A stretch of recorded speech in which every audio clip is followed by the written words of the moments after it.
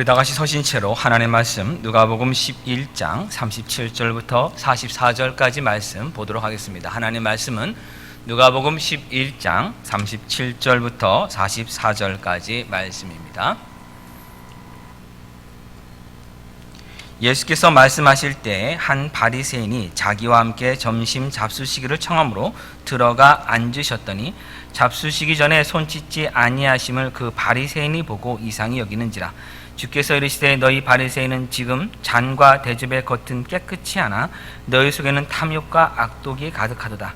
어리석은 자들아, 겉을 만드시니가 속도 만들지 아니하시느냐. 그러나 그 안에 있는 것으로 구제하라. 그러면 모든 것이 너에게 깨끗하리라. 화 있을진저 너희 바리새인이여, 너희가 박하와 운양과 모든 채소의 11조는 들이되 공의와 하나님께 대한 사랑은 버리는도다. 그러나 이것도 행하고 저것도 버리지 말아야 할지니라. 화 있을진저 너희 바리새인이여, 너희가 회당의 높은 자리와 시장에서 문안 받는 것을 기뻐하는도다. 화 있을진저 너희여, 너희는 평토장한 무덤 같아서 그 일을 밟는 사람이 알지 못하느니라. 아멘. 착석해 주시기 바랍니다.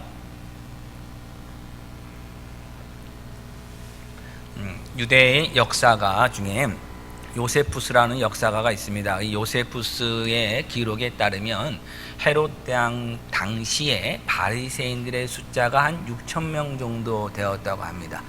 헤롯 왕 때로부터 예수님이 활동하실 때 그 기간이 한 30년 정도 차이가 있기 때문에 예수님 당시의 바리새인 숫자도 한 6천 명 정도로 보면 됩니다. 그런데 이 숫자가 많은 것 같습니다만은 전체 유대인의 인구에 비하면 많은 것은 아닙니다. 당시 유대인의 인구가 몇 명이었을까를 학자들이 연구해 본 결과에 따르면 한 450만 명 정도의 유대인이 지중해 연안에 흩어져 살았고, 특별히 팔레스타인 가나안 땅에는 한 200만 명 정도가 살았다라고 이렇게 연구되어 있습니다. 그러면은 생각보다 많은 어떤 비중을 차지하지 않습니다. 그런데 예수님께서 다른 사람들이 아니라 이 바리새인들에게만큼은 아주 강하게 비판을 하셨고 많이 꾸짖었습니다. 그들이 율법을 잘 지키고 조상들의 전통을 유지하려고 하는 그 노력이 굉장히 두드러졌던, 종교적 열심이 남달랐던, 도덕과 윤리가 아주 훌륭했던 사람들이었기 때문에 많은 일반 대중에게 상당한 영향력을 끼치고 있었습니다. 그런데 그들에게 예수님은 강한 꾸지람을 주셨는데 왜 그런가 하면은 그들의 그 영향력을 가지고 결국은 많은 사람들을 잘못된 길로 인도하기 때문입니다. 잘못된 영향력의 그 크기가 너무 거대하기 때문에 미리 강하게 꾸짖으시면서 경고하신 겁니다. 얼마나 강하게 경고하셨는지 우리 조금 전에 읽은 말씀을 보면 바리새인 보고 어리석은 사람들이다, 어리석은 자다라고 이렇게 번역을 했습니다. 제가 번역을 하면은 그냥 다른 말로 번역할 것 같습니다. 아주 강하게 더 있습니다. 아주 심한 말로 쓸 수 있는데 성경이기 때문에 그냥 어리석은 자다라고 좀 부드럽게 표현한 것이지 그 뜻 자체는 굉장히 아주 안 좋은 뜻입니다. 그리고 나서 또 말씀한 것이 무엇인가 하면 그들에게 화가 있을 것이다 라고 선포를 해 주셨습니다. 심지어 오늘 본문의 병행 본문인 마태복음 23장 33절은 뭐라고 하냐? 예수님께서 바리새인들을 보고 뱀들아 라고 했습니다. 뱀들아라고 하는 것은 결국 무엇인가 하면 사탄이다 하는 겁니다. 악한 영이라는 겁니다. 그리고 나서 독사의 새끼들아, 너희가 어떻게 지옥의 판결을 피할 수 있겠느냐라고 강하게 질책하셨습니다. 사실 예수님이 이렇게 강하게 하지 않으시고도 얼마든지 부드럽게 이야기할 수 있는데 예수님이 바리새인들을 대하실 때만큼은 굉장히 이렇게 강하게 하셨습니다. 안식일에 병을 고치셔서 바리새인들에게 공격을 받으셨을 때도 사실 가만히 보면 몇 시간만 지나면 안식일이 끝납니다. 안식일이 24시간이라고 하지만 밤에 움직인 것도 아니라 낮이기 때문에 몇 시간만 지나면 안식일이 끝나면 잠시 기다렸다가 고치시면 됩니다. 응급환자도 아닙니다. 그런데 예수님은 사실 일부러 그 시간에 고쳐주셨습니다. 부자 청년이 와서 예수님께 영생의 길을 물었습니다. 그러면 그 부자 청년 부드럽게 잘 달래서 일단 나의 제자가 되어라. 그럼 천천히 가르쳐 주면서 복음의 길로 인도하시면 되는데 예수님은 직설적으로 답해 주셔서 결국 그가 예수님을 떠나가게 하셨습니다. 물론 지금의 시대와 예수님의 시대가 분명히 다릅니다. 그래서 지금도 예수님 방식처럼 이렇게 직설적으로 말하는 것이 바람직하다고 자신 있게 말할 수는 없습니다만은, 오늘날은 너무나도 이렇게 좀 부드러운 것만을 기대하는 이 시대가 된 것도 사실임을 우리는 항상 기억을 해봐야 됩니다. 정말 복음을 전할 때 항상 우리가 기억해야 될 것은 우리 안에 있는 이 죄의 추악함입니다. 우리 죄성이 얼마나 심각하고 부패해 있는가를 분명히 지적받지 않으면 안 됩니다. 그렇지 않으면 진정으로 하나님 앞에 회개로 나아오질 않습니다. 그러면 하나님의 은혜를 또한 풍성히 경험할 수 없기 때문에 우리가 가진 근본적인 문제를 사실은 강하게 지적할 필요가 있습니다. 이렇게 예수님께서 강하게 바리새인들을 꾸짖자 그 말씀을 듣고 있던 서기관 율법 교사 중에 한 사람이 일어나서 예수님에게 말합니다. 그것이 45절 말씀입니다. 선생님이 이렇게 지금 바리새인들을 꾸짖고 계시니 그 내용을 보니 우리까지 지금 선생님은 모욕하고 있습니다라고 합니다. 그러자 예수님 꼬리를 내리신 것도 아니고 이제는 아예 율법 교사들에게 너희도 화가 있다라고 그 율법 교사들도 강하게 꾸짖습니다. 결국 53절에 일이 일어납니다. 53절 보면 거기서 나오실 때 거기는 바로 바리새인의 집입니다. 37절 보면 바리새인 중 한 사람이 예수님을 점심에 초대했기 때문입니다. 거기서 나오실 때 서기관과 바리새인들이 거세게 달려들어 여러 가지 일을 따져 묻고 그 입에서 나오는 말을 책잡고자 하여 노리고 있더라.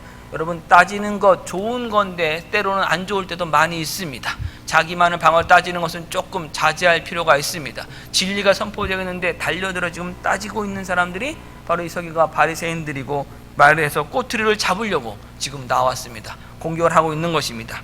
그러고 나자 그 모습 보이는 동안에 12장 1절 그동안에 무리 수만 명이 모여 서로 밟힐 만큼 되었더니 이제는 아예 사람들이 엄청나게 모였습니다. 그러면 이제는 어떻게 해야 됩니까? 좀 부드러운 말씀을 하셔야 되는데 다시 제자들에게 예수님 말씀하신 게 바리새인들의 누루 외식을 조심하라면서 또 바리새인들을 계속 꾸짖는 말씀을 해 주셨습니다. 도대체 왜 이렇게 계속 꾸짖고 계십니까? 바리새인들이 갖고 있는 그 엄청난 위험성 때문입니다. 하나님을 그들이 잘 섬긴다고 이야기했고 하나님을 잘 믿는다고 하면서도 실제로는 그들이 하나님 말씀을 왜곡했습니다. 자기의 옳음만을 자랑했습니다. 그런 사람들의 이 헛된 종교성을 부시지 않으면, 깨부시지 않으면 하나님 앞에 진정한 회개를 할 수 없고 예수님을 믿지 못함을 모든 사람에게 가르쳐 주시기 위해서 지금 바리새인을 대표로 해서 잘못된 점을 강하게 지적하고 계신 겁니다. 지난 주일에 우리가 말씀을 통해 살펴봤습니다. 저와 여러분에게도 이런 바리새인의 모습이 남아 있다라고 분명히 우리가 살펴보았습니다. 그렇기 때문에 오늘 이 말씀을 통해서 우리가 버려야 할 것이 무엇인지, 우리가 주의해야 할 점이 무엇인지를 오늘 우리가 배워야 되고 우리가 변해야 합니다. 우리 37절부터 보도록 하겠습니다. 예수께서 말씀하실 때 한 바리새인이 자기와 함께 점심 잡수시기를 청함으로 들어가 앉으셨더니 잡수시기 전에 손 씻지 아니하심을 그 바리새인이 보고 이상히 여기는지라. 어떻게 보면 이 바리새인은 선한 의도를 가지고 예수님을 집에 초대한 겁니다. 예수님이 그 이전에 바리새인들을 계속 뭐라고 하시자 그 바리새인이 그래도 예수님을 좀 교제를 위해서 집으로 초청한 것입니다. 이렇게 선한 의도를 했는데 좀 봉변을 당한 것처럼 보일 수 있습니다만은 그렇지 않습니다. 이 바리새인은 예수님에게서 트집을 잡기 위해서 사실 초대한 것입니다. 예수님은 지금 일부러 트집거리를 잡혀 주셨습니다. 무엇입니까? 바리새인들이 주장하고 있고 그들이 지키고 있는 그들의 정결 예식을 예수님은 정면으로 어기셨습니다. 바리새인들은 음식을 먹기 전에는 손을 씻어야만 했습니다. 자, 질문 드리겠습니다. 음식 먹기 전에 손 씻자 좋은 겁니까? 나쁜 겁니까? 지금 해야 됩니까? 안 해야 됩니까? 여러분의 자녀들에게 여러분 바리새인이 되겠습니까? 안 되겠습니까?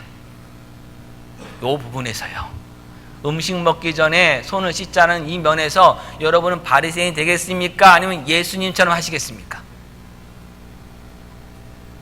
예수님처럼 손을 씻지 않고 음식을 먹겠습니까? 자녀들에게 먹으라 하겠습니까? 아니면 바리새인처럼 손을 씻고 음식을 먹으라고 가르치겠습니까? 바리새인처럼 가르쳐야죠. 그렇죠? 유명한 것이 있습니다. WWJD라고 하는 이 글자가 있습니다. 그게 영어로 하면 무슨 말이냐면은 예수님이라면 어떻게 하실까라는 말의 약자입니다. 그것을 사람들이 너무 감동받아서 소설책 감동받아갖고 사람들이 어떤 일이 일어날 때 예수님이라면 이것을 어떻게 하셨을까를 항상 기억하기 위해서 손에다가 팔찌를 만들고 WWJD를 차고 다닙니다.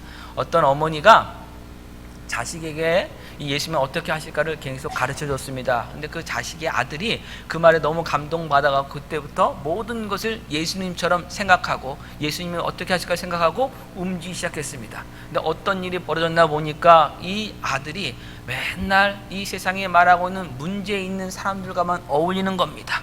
죄인들과 어울리는 겁니다. 그리고 이 사람들의 그 연약하고 약자라, 사실 약자라 불리는 사람들하고만 어울리는 겁니다. 그래서 만약에 이런 겁니다. 만약에 동성애를 하면 안 됩니다 라고 하는데, 여러분 한때 지금은 그렇습니다만 예전에는 동성애자가 사회적 약자 취급을 많이 받았습니다. 그럼 피켓 들고 동성애를 허락하라 하는 그곳에 가서 같이 피켓을 들고 있습니다. 그 아들이 가고 너 지금 뭐하고 있는 것이냐 하니까 그 아들이 얘기합니다. 너희 중에 죄 없는 자가 먼저 돌로 치라. 그렇게 얘기를 하면서 계속 자기는 약자와 함께 있다고 예수님은 어떻게 하실 거라고 그렇게 하는 겁니다. 그 어머니가 너무 화가 났습니다. 그래서 고민 끝에 글자를 바꿔줬습니다. WWJD가 아니라 WWPD로 바꿨습니다. 그 P가 뭐냐? 바리새인의 약자, 첫자입니다. 바리새인은 어떻게 할 것인가를 그에게 가르쳐줬습니다. 그때부터 아이가 바뀌기 시작했습니다. 말씀을 열심히 봅니다. 기도 생활을 열심히 하루에 2번씩 꼭 합니다. 일주일에 2번 금식을 합니다. 11조도 합니다. 모든 일 열심히 하는 사람 됐습니다.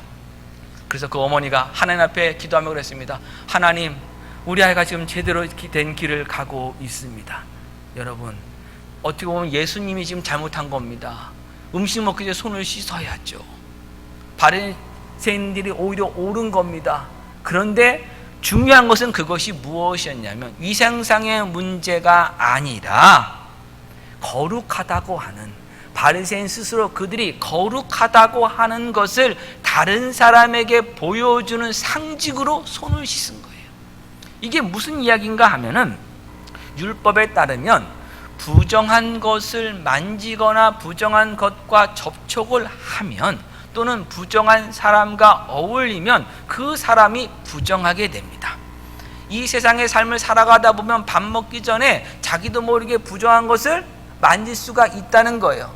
자기는 그래서 항상 부정한 것을 만지지 않기 위해서 노력했고, 또 혹시라도 만졌을 때는 다 모두 항상 빨리 씻는다고 하는, 자기의 거룩함을 스스로의 노력으로 유지할 수 있다고 하는 그들의 의로움과 옳음을 증명하기 위해서 식사 전에는 꼭 손을 씻어야 한다는 규례를 그들이 만들어 놓은 겁니다.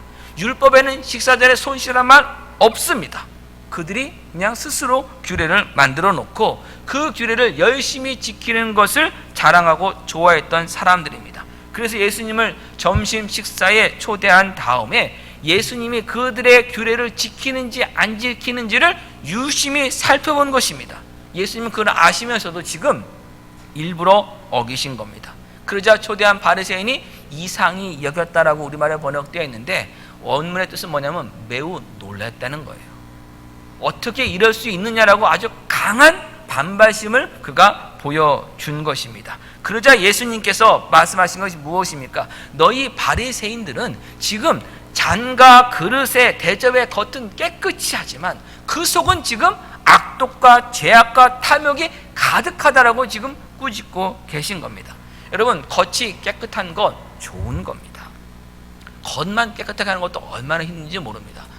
제가 이 미국 신학교를 다닐 때 날씨가 우중충해지면 땡기는 음식이 있었습니다. 그게 뭔가 하면 짬뽕 같은 따뜻한 국물 요리였습니다. 근데 그 신학교 주변에는 한국 음식점이 없었기 때문에, 또 돈도 많이 없는 신학생들이었기 때문에 무엇으로 대신하면 월남국수 5불 정도밖에 그 당시 안 했는데요. 월남국수 집에 우리 신학생들이 꼭 비 오는 날 가보면은 한 10대 명이 꼭 와서 만나서 그곳에서 집회를 열었던 그런 기억이 있습니다. 근데 그 월남국수집이 학교에서 한 20-30분 차로 가야 되는 거리에 있었는데, 맛은 정말 좋은 집이었는데 정결함과는 거리가 좀 먼 집이었습니다.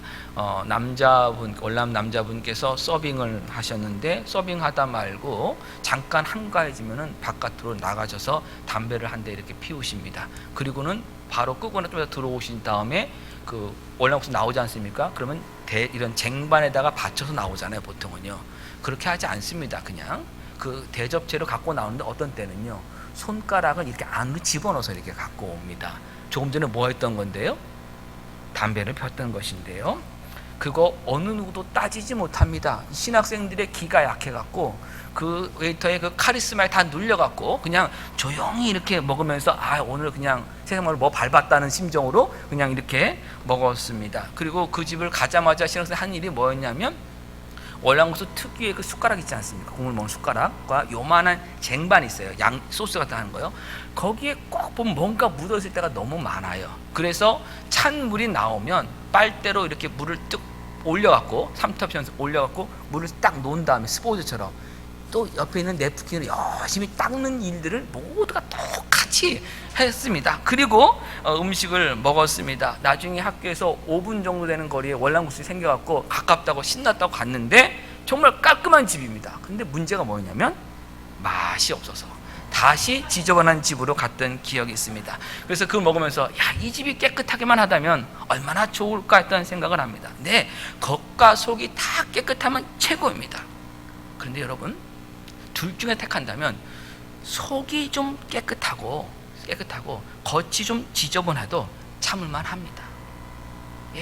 위생상으로는 좀 그렇대도 맛이 너무 좋으니까 그냥 가는 거예요. 그런데 겉은 정말 깨끗하고 겉은 너무 좋은데 맛이 없어요. 속이 너무 아니에요. 그러면 그 집은 아무리 깨끗해도 사람들이 안 가는 겁니다. 마찬가지예요. 지금 바리새인들은 뭐 하냐면 자기들의 겉만 거룩하다고 깨끗이 해놨는데 그 속은 뭐예요? 탐욕과 악독이 가득한 사람이에요. 그래서 그 사람들과 어울리면 세상 말로 재수가 없어요. 느낌이 없어요. 저 왜 혼자서 잘난 척하고 혼자서 거룩한 척하지? 이런 느낌이 있는 거지. 종이 열심히 있는 거지. 같이 어울리기가 힘든 자기들의 구별된 만을 강조했던 사람들이 이 바리새인들이었어요. 근데 더 큰 문제가 무엇이냐? 자기들의 속이 더럽다는 것을 몰라요. 겉만 깨끗하면 된다고 그들은 알고 있어요. 그 속이 이미 다 썩었는데도 인정하지 않습니다. 자신의 약함과 자신의 부족함을 그들은 부정했습니다. 스스로 다 깨끗하다고, 속도 깨끗하다고, 그래서 겉만 깨끗하면 된다라고 그들은 생각하고 있었습니다. 그것이 그들이 지키고 있던 정결 예식의 문제였고 종교 의식의 문제였고 종교의 문제였습니다. 그렇기 때문에 그들은 뭐했냐? 하나님 앞에 나와서 진정한 회개를 하지 못하는 겁니다. 하나님 앞에 진정한 회개를 하지 못하기 때문에 예수 그리스도의 은혜를 받지를 못합니다. 하나님, 나는 이 속에 지금 다 썩은 사람입니다. 나에게는 소망이 없습니다. 나에게는 생명이 없습니다. 하나님, 저를 긍휼히 여겨 주시옵소서. 저를 용서해 주시옵소서. 하나님의 은혜를 붙들어야 되는데 속이 아무 문제가 없다고 생각하고 겉만 잘 포장을 하고 닦으면 나는 얼마든지 구원을 유지할 수 있고 받을 수 있다고 생각하고 있으니 예수님을 믿지 않는 것입니다. 지금 우리들 가운데서 여러분 이런 모습들이 보일 수 있습니다. 예배하는 자세의 문제나 신앙생활하는 이 삶의 태도 문제 속에서 헛된 것만을 강조할 때가 많이 있습니다. 이런 모습을 보이면 이건 신앙생활이 아니고 이런 모습 보면 이건 진정으로 신앙생활하는 모습이라고 하는 어떤 선입견들을 우리가 가지고 나갈 수가 있어요. 속의 문제를 생각하지 않고요.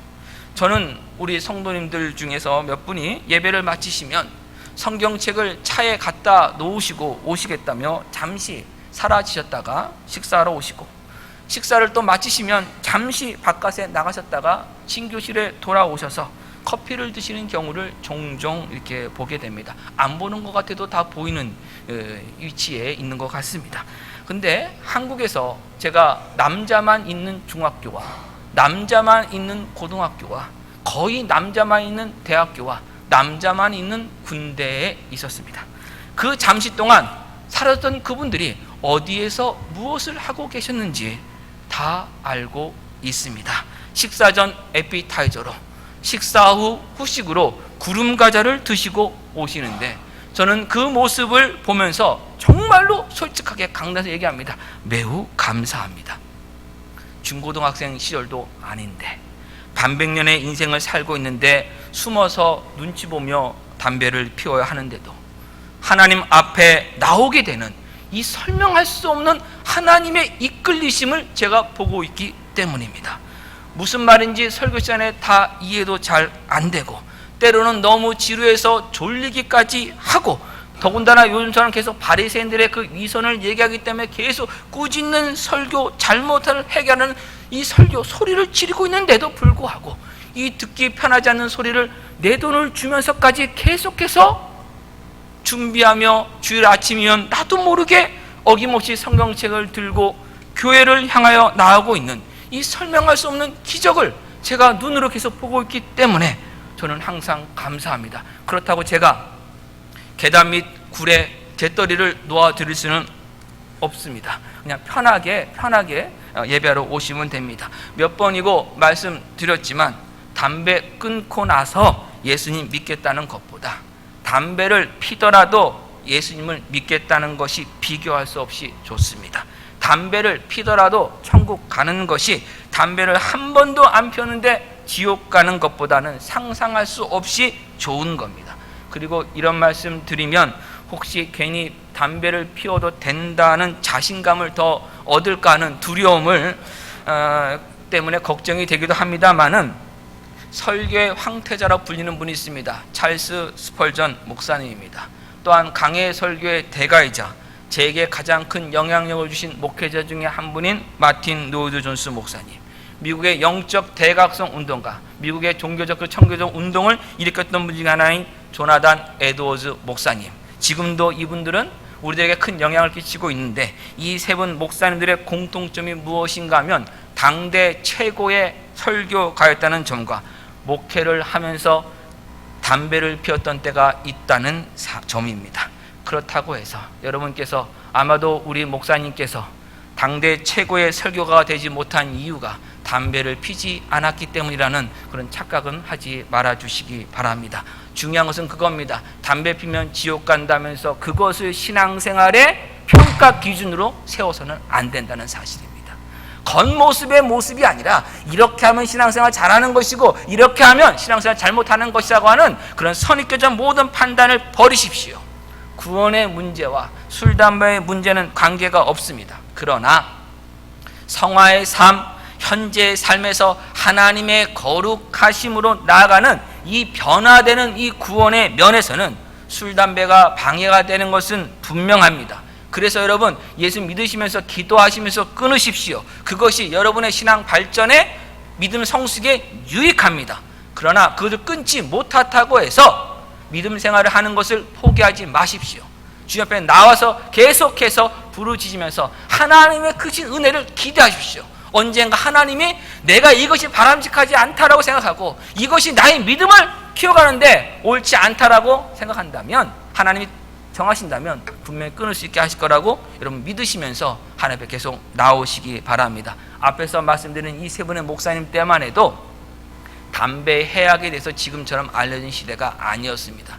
그래서 그냥 기호식품처럼 당시 썼던 시대니까 그냥 시대적인 것이라고 또 이해해 주시기 바랍니다. 중요한 것은 그겁니다. 외적인 모습이 아니라 속이 거룩해야 한다는 점입니다.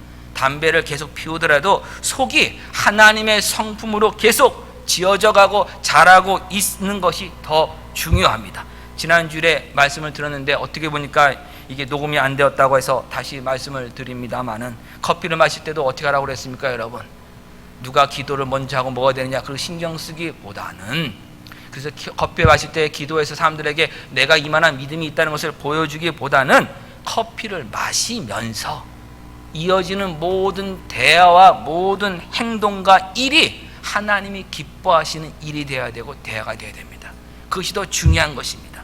한 번은 목사님 몇십 명하고 집회 끝에 식사를 하게 되었는데 집회를 마치고 났으니까 평가를 하면서 이 목사님한테 이런 얘기 듣고 막 했습니다. 근데 진행하다가 목사님 한 분이 이제 대표로 식사 기도를 하게 되었습니다. 근데 참 세상 공교로운 게요. 마침 그때 음식이 나오게 되었고 일하시는 분들이 음식을 식탁에 이렇게 놓게 되었는데 그 기타 놓는 소리가 좀 약간 거슬리게 다 들렸죠. 조용히 있기 때문에요. 근데 기도를 마치자마자 나이 드신 목사님 한 분이 하나님께 기도하는데 어떻게 이렇게 시끄럽게 하면 어떡하냐고 아주 그냥 꾸짖었습니다. 순간 먹기 전에 체할 뻔했습니다, 개인적으로는. 근데 한편으로는 뭐였냐면, 저도 나중에 저런 모습 안 보인다고 자랑할 수 없죠, 여러분. 그렇죠? 우리가 항상 그런 모습을 항상 가지고 있지 않습니까, 속으로는? 내가 이렇게 신앙생활을 하고 있는데 어떻게 이걸 나를 인정하지 않고 그걸 방해하냐고 할 수 있지 않습니까? 집에서 내가 성경 보고 있는데 갑자기 아이가 엄마 물, 아빠 물 하면은 네가 갖다 먹어 이렇게 하지 않습니까? 왜요? 난 지금 거룩한 하나님 말씀 보고 있는데 그걸 방해하냐고요? 무슨 차이가 있어요? 무슨 차이가? 큰 차이 없습니다. 중요한 게 그겁니다. 기도를 했느냐 하지 않았느냐보다 더 중요한 게 무엇이냐면, 그리스도인다운, 하나님의 자녀다운, 천지의 주인이신 하나님의 자녀다움, 넉넉함과 배려입니다. 그것이 신앙의 인격으로 드러나야 됩니다. 만약 우리들이 신앙의 외적인 모습, 다른 사람에게 내 신앙이 어떤가를 보여줄 수 있는 그 신앙 행위, 찬송과 기도와 말씀을 읽는 것과 예배에 참석하는 것과 섬김과 봉사와 전도와 선교, 여행 등과 같은 눈에 보이는 것들을 만약 그 신앙 행위를 통해서 내 신앙이 남다르다는 것을 자랑하는 것을 그치면 바리새인의 신앙생활을 하고 있는 겁니다. 그러면 예수님은 바로 우리들 보고 꾸짖습니다. 어리석은 자여, 예수님 우리를 꾸짖습니다. 화가 있을지로다. 우리가 정신을 바짝 차려야 됩니다. 진정 우리가 할 것이 무엇입니까? 내가 있는 현재라는 삶의 시간과 공간에서 하나님의 자녀다운 빛과 거룩함이 드러나고, 이 세상의 그 만연한 죄가 내가 있는 그곳만큼은 넘어가지 못하며 하나님의 풍성한 은혜를 지금도 내가 계속 받고 있다고 하는 그 그리스도인으로서의 여유와 넉넉함의 인격을 우리가 드러나는데 생명을 걸어야 됩니다. 그것이 바로 하나님의 자녀된 삶입니다. 42절 말씀도 보겠습니다. 화 있을진저 너희 바리새인이여, 너희가 박하와 운양과 모든 채소의 11조는 들이되 공의와 하나님께 대한 사랑은 버리는 도다. 박하와 운양과 모든 채소라는 것은 뭘 가리키냐면은 그냥 향기를 바라는 식물입니다. 이 향기를 바라는 식물인데, 이것은 농사를, 당시에 농사를 지어서 어떤 판매하게 한 것이 아니라 대부분은 그냥 자기 집 주변에서 자연적으로 나던 것들이라는 의미, 자연 채취의 의미를 가지고 있기 때문에 그것까지 11조를 드리라고 성경에 말한 것도 아니고 하는 말씀하신 것도 아니고 그걸 드리지를 않았었는데, 바리새인들은 그것조차도, 하나님 자기가 딴 것조차도 그냥 드린 겁니다. 열심히 대단한 겁니다. 그런데 더 중요한 건 무엇을 버렸냐면 공의와 하나님께 대한 사랑을 저버렸다는 거예요. 이 말씀이 무슨 뜻인지를 설명을 좀 드리려고 하면은 아무래도 11조가 무엇인지를 자세히 살펴볼 필요가 있는데 오늘 시간이 조금 부족합니다. 그래서 아예 다음 주제를 11조로 잡아서 설명을 좀 드리겠습니다. 한 번은 꼭 짚고 넘어가야 될 말씀이 많이 있기 때문입니다. 11조가 무엇인지를 처음부터 한번 성경을 통해 찾아보겠습니다. 신약에는 6번밖에 나와 있지 않기 때문에 11조가 구약 시대에만 적용되는 것이라고 주장하는 분도 많이 있고, 아니다, 지금의 우리들에게도 분명히 적용된다고 하는 분들도 있습니다. 요즘 분위기는 무엇이냐? 11조를 하지 않아도 된다라고 이렇게 설명을 하면 깨어있는 목사, 연구 많이 한 목사, 진리를 선포하는 목사로 평가받는 분위기로 지금 시대가 좀 바뀌고 있습니다. 반대로 계속해서 11조는 반드시 해야 되는 명령이라면은 어떤 율법처럼 법을, 규명을, 규례를 잘 지키는 사람, 고리타분한 목사, 성경을 제대로 알지 못하는 목사라는 평가를 이렇게 또 하고 있습니다. 제가 고리타분한 목사일 것 같습니까? 아니면 깨어있는 목사일 것 같습니까? 개봉 박두 다음 주에 꼭 오십시오. 그럼 확실하게 여러분들이 아실 수가 있습니다. 아무튼 42절 말씀에서 우리가 기억해야 할 것은, 바리새인들은 사소한 것, 부수적인 것에는 열심을 냈지만 본질적인 것은 무시했다는 점입니다. 우리들의 신앙생활 속에서도 본질을 무시하고 부수적인 것만 몰두하기가 쉽습니다. 질문 드리겠습니다. 예배로 오실 때 어떤 복장으로 와야 합니까? 예전에 제가 섬기던 교회에 미술 전공하신 집사님이 계셨습니다. 이분이 미술 작업을 하시다가 수요일날 예배 시간이 되어서 작업복을 입으신 채로 교회에, 추석한 교회에 가셨습니다. 그런데 목사님께서 그분을 보시자마자 하나님께 예배하러 오면서 작업복 그대로 오면 어떻게 하냐고 꾸짖으셨답니다. 눈물이 그때 순간적으로 그분이 났다고 하는 이런 이야기를 저에게 해준 적 기억이 납니다. 바람직한 복장은 노출이 심하지 않으면 됩니다. 단정하면 됩니다. 근데 더 나아가서 이겁니다. 교회에서 분명히 하나님께 드릴 때는 깨끗한 옷을 입고 오십시오, 또 뭐 말할 수는 있습니다. 그런데 교회에서 매번 강단에서 복장 검사하면 여러분 어떻겠습니까? 계속해서 이렇게 여러분 뭐 하면 안 됩니다. 태도 뭐 어떻게 하면 됩니다. 예배 드릴 때는 똑바로 보십시오, 뭐 해야 됩니다. 이런 어떤 행동이나 외적인 것만 계속 지적하면 어떻게 됩니까?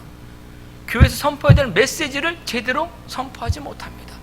강단에서 선포되는 메시지와 교회가 지적하는 무엇입니까? 우리 안에 있는 이 죄 추악함들을 끌어내는 겁니다. 말씀으로 비춰주는 겁니다. 그래서 그들이 정말 하나님의 은혜 받기는 소망이 없으면 붙들게 하는 겁니다. 그것이 교회가 선포해야 되는 겁니다. 하나님의 은혜만을 붙드는 그 자리로 나가도록 해야 되는 것이 우선인데, 교회 올 때는 이렇게 해야 됩니다, 교회 올 때는 뭘 해야 됩니다, 이런 우수적인 것만을 계속 하는 바람에 정작 진리의 말씀을 제대로 못 전하는 그런 우를 범해서는 안 되는 것입니다. 신앙의 겉모습과 의식을 지켰다가 중요한 것이 아니라 그 의식이 담아내고자 하는 그 내용, 그 본질을 우리가 정확하게 알고 그것을 우리가 행해야 합니다. 안식일을 지키라는 만약에 명령이 있다면 안식일에 담겨있는 그 하나님의 뜻과 계획을 분명히 알아야 됩니다. 바리새인들은 안식일을 분명히 지켰던 철저히 지킨 사람들입니다. 예수님께서 안식일에 병을 고치시자 예수님이 병 고치는 일을 했다고 꾸짖었습니다. 안식일에 담긴 본질을 그들이 잘 몰랐기 때문입니다. 하나님의 말씀을 지키는 것 같지만 하나님의 말씀을 모르고 왜곡하고 있는 겁니다. 안식일이 처음에 어떻게 이루어진 겁니까? 하나님께서 천지 창조를 6일 동안 완성하시고 그 천지 창조의 완성이 완벽했고 아름답고 좋았음을 보여주는 창조의 완성의 구별됨을 나타낸 것이 바로 안식일이었습니다. 우리가 죄로 인해서 우리가 지금 이 왜곡된 세상에 살고 있습니다. 아픈 세상에 살고 있습니다. 질병도 지금 가지고 있습니다. 창조의 온전한 회복이 일어났던 것이 바로 무엇이냐면 그 질병이 고침 받는 것이었습니다. 예수님 창조의 온전함으로 다시 구별시켜 주신 거예요. 그게 안식일의 뜻에 있는, 안식일 병을 고치는 뜻에 있는 예수님의 뜻이었습니다. 하나님의 뜻이었습니다. 근데 유대인들, 바리새인들은 그것을 알지 못했던 것입니다. 더군다나 바리새인들은 안식일을 지킨다는 것도 자기들의 이익이 있다면 얼마든지 교묘하게 바꾸었습니다. 그래서 예수님이 꾸짖었습니다. 너희 중에서 한 사람이 만약 너희 집에 있는 양이 구덩이에 빠졌다고 한다면 안식일이라고 해서 네가 그 구덩이에 빠진 양을 꺼내지 않겠느냐, 꺼내지 않느냐. 너희의 그 양, 너의 재산을 위해 사람은 얼마든지 일하지 않느냐라고 꾸짖은 겁니다. 실제로 유대인들의 그런 전승 기록에 보면 예레미야에서의 말씀 때문에 유대인들의 안식일에 집 바깥으로 무거운 짐을 내가지 말라고 하는 그 규례를 지키는 모습들이 나옵니다. 근데 문제가 있었습니다. 안식일이지만 그 오후에 같이 모여서 식사를 하게 되는 경우가 있습니다. 오늘날로 미국으로 말하면 파틀럭 파티를 하는 거예요. 파틀럭 파티를 하면은 자기 집에서 음식을 해갖고 바깥으로 나와야 되잖아요. 분명히 무거운 것을 갖고 나오지 말라고 했기 때문에 그 말씀을 대로 한다면 파틀락 파티를 할 수가 없는 것이에요. 그래서 바리새인들이 어떤 꾀를 냈냐면 한 사람 집에서 그 옆 사람 집을 선으로 줄로 연결했어요. 줄로, 문과 문 사이를. 그리고 또 다른 집을 또 줄로 연결했어요. 왜 줄로 연결했겠습니까? 연결되기 전에는 독립된 집이에요. 줄로 연결해 놓으니까 뭐가 되냐면 이 집이 이제는 세 채가 다 한 집이에요. 연결된 한 집이에요. 그냥 연결된 한 집이니까 그 줄을 따라서 음식을 내가면 집 밖으로 나가는 게 아니에요. 그냥 옆 방으로 옮긴 거지. 그 방이 좀 더 큰 거지. 그렇게 해석을 했어요. 자기들의 이익이라면 얼마든지 바꿔서 해석을 한 것입니다. 11조 말씀드릴 때 자세히 살펴볼 것이다마는 원래 가축의 10번째는 하나님께 드리게 되어 있습니다. 11조로 드리게 되어 있습니다. 사람들이 얼마나 악한지를 하나님 아십니다. 사람들이 어떻게 할 줄 아십니까? 하나님은 아시는 줄 아십니까? 10번째 새끼를 드리는 게 아니에요. 사람들은 10마리 중에 한 마리 드리라는 얘기구나, 나도 해석합니다. 10번째 짐승 새끼가 딱 태어났는데, 자, 우리 솔직히 고백해 봅시다. 우리 자식들 봐도 더 이쁜 자식이 있습니까, 없습니까? 객관적으로 그 외모나 이런 게요. 객관적으로 짐승이 5마리를 낳았다. 만약에 강아지를 낳았다. 그 5마리 중에도 유독 이쁘고 건강한 강아지 있습니까? 없습니까? 있죠. 새끼를 낳는데 1마리 나오고 2마리 나오고 3마리 나오고 4마리 나오는데 10번째 나오는데 그 10번째가 너무너무 이뻐요. 너무너무 건강해요. 근데 그거를 드리기보다 어떻게 했냐, 딱 보니까 앞에 보니까 이 점박이 하나가 있는데 좀 비실비실해요. 아, 하나님 10마리 중에 1마리니까 이 비실한 거를 대신 드린다는 거, 하나님 앞에. 겉으로는 계명을 지키지만 실제 속마음은 뭐예요? 철저한 자기 이익이에요. 자기 중심이에요. 신앙생활을 그렇게 하시는 하나님 아세요. 그래서 어떻게 했냐면 너희가 만약 바꿔치기 하면 둘 다 내 것이다. 하나님 이렇게 말씀하셨어요. 하나님은 그렇게 하지 말라는 거예요. 내가 그렇게 할 것이 뻔하다는 걸 아는 거예요. 그러니까 그렇게 하지 말라고 하는 하나님의 것에 대한 분명한 인식을 하나님이 구약 율법에서 주셨습니다. 신앙 행위의 겉모습은 괜찮은데 실제 본질은 철저히 자기 중심적이고 자기 이익에만 차리고 자기 자신만 생각하지, 내가 믿고 있는 하나님, 나를 부르신 하나님은 누구신지, 그 하나님이 나의 아버지가 되시고 내가 하나님의 자녀로서 하나님의 형상을 드러내야 한다는 점을 무시하는 일들이 얼마나 우리 가운데 빈번한지 모릅니다. 바리새인들의 신앙행위의 또 다른 특징 중에 하나는 자기 영광에 대한 집착입니다. 43절을 보면 높은 자리, 문화받는 자리를 기뻐했다고 했습니다. 회당이라는 것은 하나님의 말씀이 선포되는 곳입니다. 배우는 곳입니다. 높은 자리는 가르치는 곳입니다. 하나님의 말씀을 배우기보다 그들은 이미 배울 필요가 없다고 생각했습니다. 가르치기만을 좋아하는 겁니다. 신앙행위를 통해서 자기 영광만을 추구했습니다. 이런 유혹은 지금도 우리 모두에게 다 있습니다. 주님의 몸된 교회를 섬기는 봉사의 직분이 계급처럼 여겨지고 명예처럼 여겨집니다. 목사 안수를 받는 것이 큰 뭐가 되는 것처럼 여겨지는 시대가 되었고, 장로나 안수사나 권사로 피택받는 것도 굉장한 명예이고 계급인 것처럼 여겨지는 시대가 됐습니다. 제가 안수식을 받으면 할 때 목사님들의 그 결심한 것이 하나가 있습니다. 안수식을 하면은 목사님들이 오셔서 안수를 해주시는데 그분들에게 가실 때 이제 조그만 답례, 감사의 표시를 해야 됩니다. 근데 그거는 사실 정상적인 것이고 예입니다. 생각해 보십시오. 본인 교회 목회도 바쁘신데 일부러 멀리 찾아오신 거잖아요. 시간 내서서요. 그것도 젊은 사람을 위해서. 그러니까 그건 분명히 감사해야 되고 인사해야 되는 것은 그건 당연한 일입니다. 제가 또 아버지가 목사였기 때문에 저 그거 어릴 때도 보고 자랐고 그런 것에 대한 큰 거부감 사실 없었습니다만은 하나님께서 깨닫게 하시면 어려운 건데 주십니다. 당시 제 형편이 좀 많이 어려웠습니다. 버거웠습니다. 그러니까 답례하는 것도 굉장히 부담이 되었습니다. 그래서 제가 그때 결심했습니다. 내가 나중에 그런 안수식에 갈 수 있는 그런 목회 오래다가 그런 경우가 된다면 앞으로 정말 힘든 길을 걸어가야 되는 그 젊은 목회자를 격려해주고 싶다는 그런 생각을 했습니다. 그 답례뿐만 아니라 오히려 뭔가 더 주고 싶다는 그런 생각을 하게 되었습니다.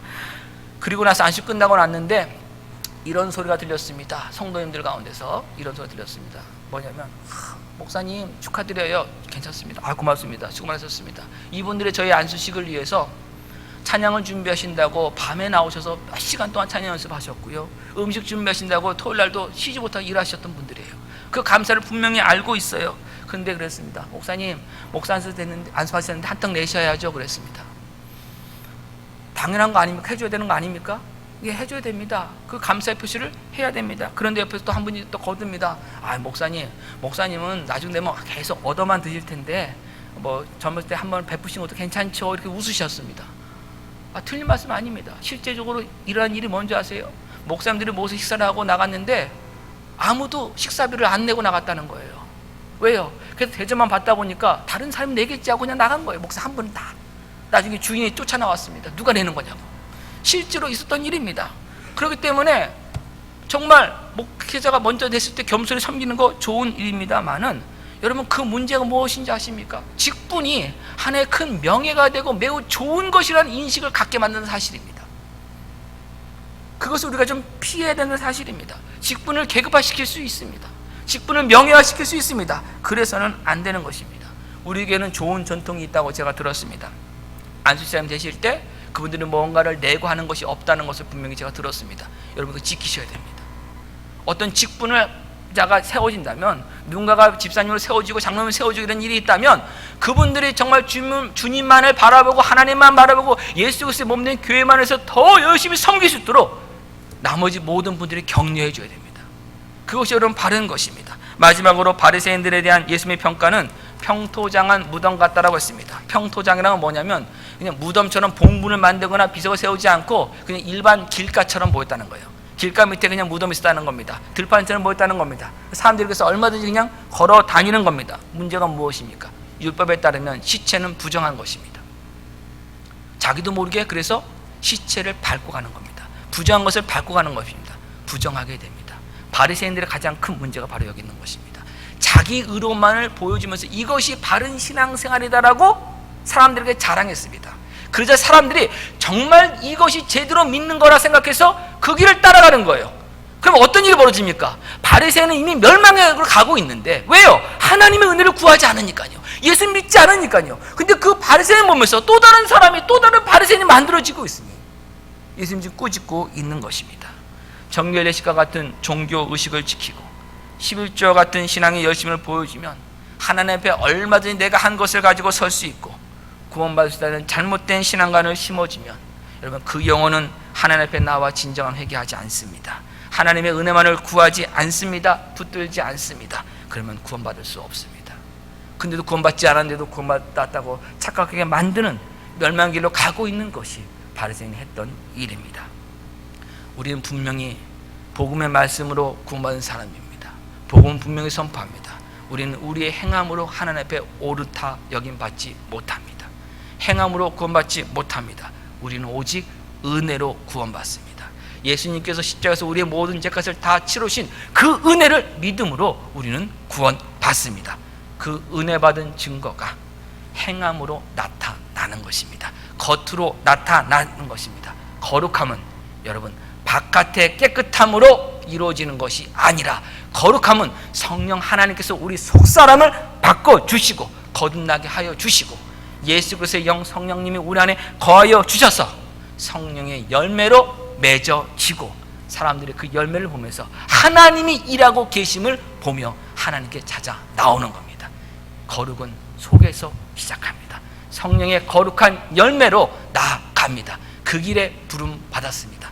하나님만이 하실 수 있는 그 일에 우리 모두가 지금 부름 받았다고 하는 이 하나님의 부르심에 여러분 감격하시고 감사하시면서 헛된 자기 자랑 버리시고 예수님만 바라보시고 우리에게 주어진 삶의 현장에서 예수 그리스도의 향기 하나님의 은혜의 그 풍성함을 받고 있는 믿음의 증거들을 나타내시길 주님의 이름으로 간곡히 부탁드립니다. 기도하겠습니다.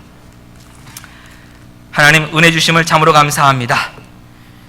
멸망의 길로 가고 있으면서도 알지 못하는 이 어리석은 우리들을 하나님 그 크신 은혜로 복음으로 불러주시고 예수 그리스도를 믿게 하여 주셔서 하나님의 은혜를 붙드는 그 구원을 받게 하여 주셨습니다. 하나님 이제 우리들의 삶의 현장에서 바로 이 하나님의 은혜의 풍성함을 증거하는 믿음의 삶 살아가게 하여 주셔서 우리의 삶을 통해서 우리 속사람이 성령님으로 변화받고 또한 하나님의 은혜로 지금 지어져 가고 있음을 성령의 열매로 나타나는 믿음의 삶 살아가는 저희 모두가 되게 하여 주시옵소서. 하나님 이를 통해서 거룩한 성령의 열매를 통해서 하나님께 영광되게 하여 주시고 하나님의 일하고 계심을 이 세상에 증거하는 승리하는 그리스도인 되게 하여 주시옵소서. 예수님의 이름으로 기도합니다. 아멘.